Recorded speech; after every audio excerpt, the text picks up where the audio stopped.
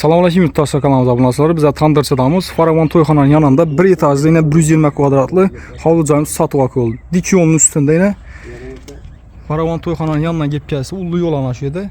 10 kolundan gelseniz bir yan taraftan, kuruk taraftan gelseniz, çap kol taraftan gelseniz Ptitsa taraftan gelseniz.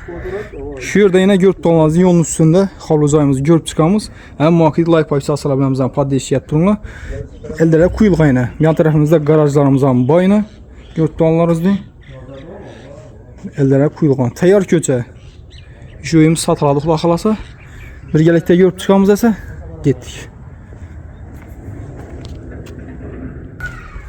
Bismillahirrahmanirrahim. Birgenimizde yine ulu dalan. Çap konumuzda yine kafeden çıkıp durdu. Umanlik koy beraber esle. Registrle taş algan kanalizasiya su toşuyamız yet durdu. 3 xana düşken.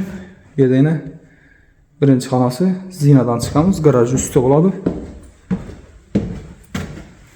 Haytek eşiklerimiz koyulgan. Şunu halatda yine uyumuz. Hem birimiz şipakulofyadan çıkan patologlarımız natijin oy.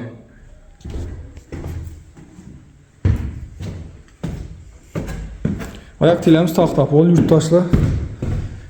Registrle belirlen taş algan yine yurttanlarımız değil. Karangı olsa uzun soruyumuz yurttaşla. Birimizden bir xana düşüyor yine. Şipakulofyadan çıkıp durdu. Registrle taş algan.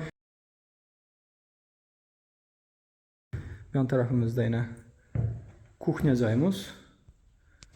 Birinin aynası kuxnyaya qarağına yine. Birden şu kanalizasiyonu montajlarımız boğan. Hem yine gelip durdu xula xalası. Yan tarafımızda bir xanası düşüyor.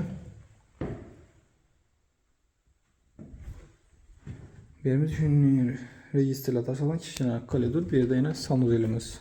Birimiz hem kafiyelden çıkıp durdu yine.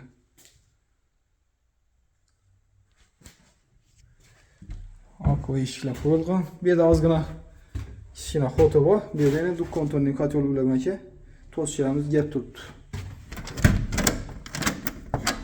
Bir de yine şimdi bir kişine xotu boyunu. Şibirneteyi. Nerxına geleden olsak 420 milyon deyip tuttular yurttaşlar. Gelesler makul olsa benim mala yüzeyi sağlıqlaşa verəsilər. Həmməyizə rəhmət, sağ olunlar, salamat olunlar.